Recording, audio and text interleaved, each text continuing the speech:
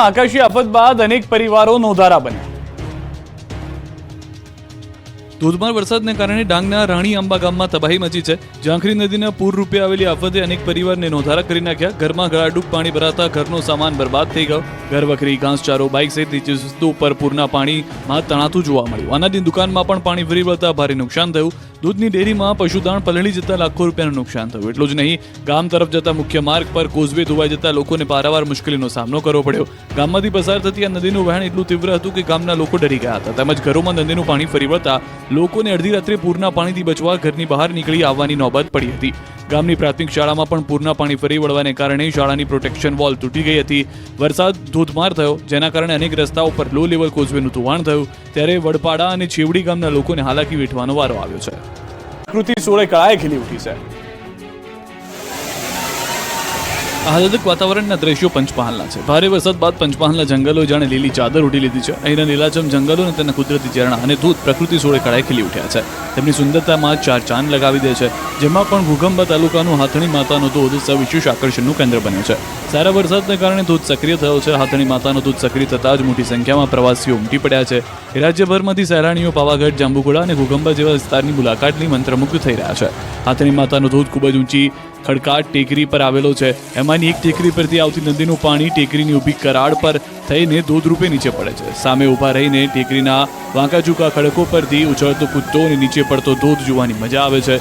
ધોધની નીચે જે જગ્યા પડે છે ત્યાં પણ વાંકાચૂકા ખડકો અને સુંદર ઝરણા પથરાયેલા છે તથા આજુબાજુ વૃક્ષો અને કીચ જાડી છે, એટલે ત્યાં સુધી પહોંચવાનું પણ અઘરું છે। છતાં ધીરે ધીરે સાચવીને ત્યાં જરૂરી પહોંચી શકાય છે। જ્યાં ધોધ પડે છે તે જગ્યા એક ગુફા છે, તેમાં હાથણી આકારનું મોટું ખડક છે। બાદ શહેર છવાયું ગાબડાઓનું રાજ। રાજ્યમાં ભારે વરસાદ બાદ રોડ ધોવાયા છે, ત્યારે અમદાવાદમાં વધુ એક બ્રિજ પર ગાબડું પડ્યું છે। ચાણક્યપુરી રેલવે બ્રિજ પર પડ્યું ગાબડું પડતા બ્રિજમાંથી દેખાયા સળિયા। બ્રિજના અન્ય ભાગોમાં પણ સળિયા દેખાયા। બ્રિજના સળિયા દેખાતા અકસ્માતનો ભય। તો દાહોદના દેવગઢ બારિયાના ધાનપુર રોડ ખાડાનું સામ્રાજ્ય હોય તેવા દ્રશ્યો સામે આવ્યા। વરસાદના કારણે રોડ પર ઠેર ઠેર મસમોટા ભૂવા પડ્યા। ત્યારે કોઈ ઘટના બનશે તો જવાબદાર કોણ? આ તરફ સુરતમાં ભારે વરસાદ બાદ ભૂવા રાજ છવાયો। વલથાણના કેનાલ ગ્રીન ફેક્ટરી સામે પડ્યો ભૂવો। આખો માણસ સમાઈ જાય તેટલો મોટો ભૂવો પડ્યો। માત્ર પથ્થર અને ડાળખી મૂકી આડાશ મૂકી દેવાય। ભૂવા પડતા સ્થાનિકોમાં ભારે રોષ જોવા મળી રહ્યો છે।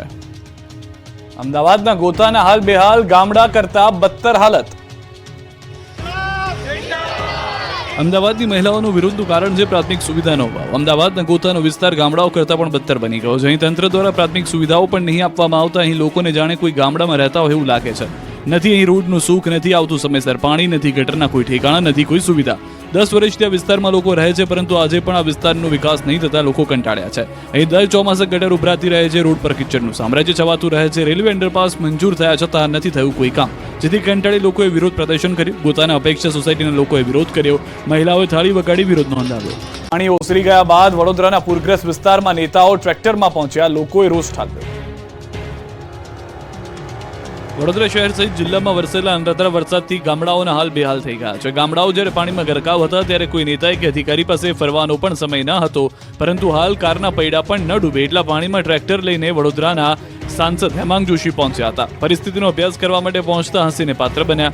વડોદરામાં પૂરના પાણી ઓસર્યાના 4 દિવસ બાદ હજુ અનેક સોસાયટીમાં પાણી ઓસર્યા નથી, ત્યારે સાંસદ હેમાંગ જોશીએ વોર્ડ નંબર 16માં દર્શન આપતા લોકોમાં રોષ જોવા મળ્યો। હેમાંગ જોશી સ્થાનિક નેતાઓ અને અધિકારીઓ સાથે ટ્રેક્ટરમાં પહોંચ્યા હતા, ત્યારે પ્રથમ રેસિડેન્સીના નાગરિકોએ સાંસદ સામે રોષ ઠાલવ્યો। સાંસદને રજૂઆત કરી પોતાની આપવીતી જણાવી તો સાંસદે પણ આવી સમસ્યા હવે નહીં બને તેવી હૈયાધારણા આપી હતી।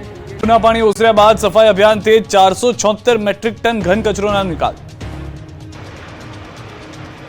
સુરતમાં ખાડીપુરની સ્થિતિ ઊભી થયા બાદ હવે ધીરે ધીરે પાણી ઓસરવાનું શરૂ થયું છે। અનેક વિસ્તારોમાં પાણી ભરાયા બાદ ઓસરતા ગંદકીનું સામ્રાજ્ય છવાયું છે, ત્યારે તંત્ર દ્વારા સફાઈ ઝુંબેશ યુદ્ધના ધોરણે શરૂ કરાયું છે।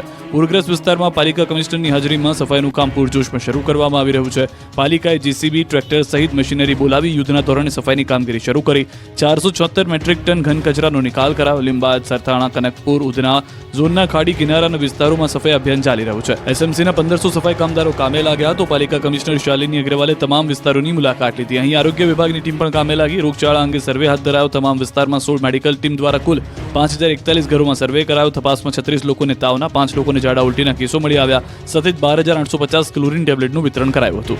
બીજી તરફ બીજાના ખભે ચડીને રસ્તો પાર કરી રહેલા આજે ડોક્ટર નરેન્દ્ર પાટીલ સાહેબ સુરત શહેરના ડેપ્યુટી મેયર છે, જેઓ પૂર પ્રભાવિત વિસ્તારના નિરીક્ષણ માટે પહોંચ્યા હતા, પરંતુ સાહેબને કાદવ કિચડ જોઈને ચિત્રી ચડી ગઈ હતી. તેઓ તરત જ ફાયર વિભાગના કર્મચારી સુનિલ ચૌધરીના ખભે ચડી ગયા. વિવાદ થતા સુનિલ ચૌધરીએ બચાવ કરતા કહ્યું, ડેપ્યુટી મેયરના પગમાં તકલીફ હતી એટલે ખભે બેસાડ્યા હતા. પૂરે તારાજી સર્જી, કોઝવે તૂટતા ગામ સંપર્ક વિહોણું. પંચમહાલના ગામડાઓમાં પૂરે તારાજી સર્જી છે. નદીઓમાં ઘોડાપૂર આવતા પાણીના પ્રચંડ વેગમાં કોઝવે રોડ ધોવાયા છે, ત્યારે ગોમા નદીમાં પૂરની સ્થિતિ જોવા મળી રહી છે. બે કાંઠે વહેતી નદીના વહેણ રૌદ્ર સ્વરૂપ ધારણ કરતા સાજોરાથી વાવકુલ્લી ગામને જોડતા માર્ગ ઉપર આવેલ કોઝવેને ભારે નુકસાન થયું છે. પાણીના વેગીલા પ્રવાહમાં નાળા તણાઈ જવા માટે સૌથી મોટું ભંગાણના કારણો બન્યા છે અને આ આંતરિક માર્ગ બંધ થયો છે, જેથી બંને ફળિયામાંથી નદીના પેલે પાર અભ્યાસ કરતા વિદ્યાર્થીઓને જરૂરિયાતમંદો અટવાયા છે. કેટલાક વિદ્યાર્થીઓએ શાળામાં જઈ શકતા ન હોવાની વાત કરી. કેટલાક વિદ્યાર્થીઓને 5 કિલોમીટર લાંબો ચક્કર કાપી શાળાએ જવું પડે છે. અહીંના વિદ્યાર્થીઓને સ્થાનિકોમાં સરકાર દ્વારા સત્વરે આ કોઝવેનું સમારકામ કરી માર્ગ શરૂ કરવામાં આવે એવી માંગ ઉઠી રહી છે. સુરેન્દ્રનગરના રોડ પણ બિસ્માર હાલતમાં જોવા મળી રહ્યા છે. વરસાદના વઢવાણમાં તાલુકાના અનેક રસ્તાઓની હાલત બિસ્માર થઈ છે. વઢવાણથી માળોદ, ખોડિયાદ, રામપરા સહિત 10 ગામને જોડતા રૂટની હાલત ખસ્તા છે. છેલ્લા 3 વર્ષથી આ રૂટ પર ખાડા પડેલા છે. કમરતોડ રસ્તાને કારણે અકસ્માતનો ભય પણ સતાવી રહ્યો છે. તંત્રને વારંવાર રજૂઆત કરવામાં આવે છે, પરંતુ તંત્ર આ ખાડા કાન કરતો હોવાનો સ્થાનિકોનો આરોપ છે. રસ્તાનું નવીકરણ તો ઠીક, તંત્ર રસ્તાનું સમારકામ પણ નથી કરતું. લોકોમાં રોષ ભભૂકી ઉઠ્યો છે. તેમાં પણ હાલ ચોમાસાના કારણે કિચડ થતા અનેક વાહનો સ્લીપ થઈ જતા અકસ્માતનો પણ ભોગ બની રહ્યા છે. વઢવાણ રેલવે ફાટક પાસેથી પસાર થતા રસ્તા પર શાળા, મંદિર તેમજ સાધુ સમાજનું સમાધિ સ્થળ આવેલું છે. રસ્તો એટલો બિસ્માર અને જર્જરિત બન્યો છે કે સાધુ સમાજના લોકો અંતિમ વિધિ માટે શબવાહિની લઈને આવે તો શબવાહિનીનું વાહન ખાડામાં ખૂંચી જવાના બનાવ બને છે, જેના કારણે અંતિમ વિધિ કરવામાં પણ લોકોને હાલાકીનો સામનો કરવાની નોબત આવે છે. ત્યારે તંત્ર દ્વારા રસ્તાનું તાત્કાલિક સમારકામ કરવામાં આવે તેવી લોક માંગ ઉઠવા પામી છે. બરડા પંથકમાં તારાજી, ખેતરો હજુ પાણીથી લથપથ. પોરબંદરના ખેડ પંથકમાં વરસાદ થંભી ગયા અને અઠવાડિયું થઈ ગયું, પણ ખેડ અને બરડા પંથકના ખેતરો હજુ પણ કંઈક આ રીતે પાણીથી લથપથ છે. હજુ પણ ખેડ અને બરડા પંથકમાં તારાજી જોવા મળી રહી છે. પોરબંદર દ્વારકા હાઈવે પાસે આવેલા ખેતરો એક અઠવાડિયા બાદ પણ પાણીમાં ડૂબેલા છે.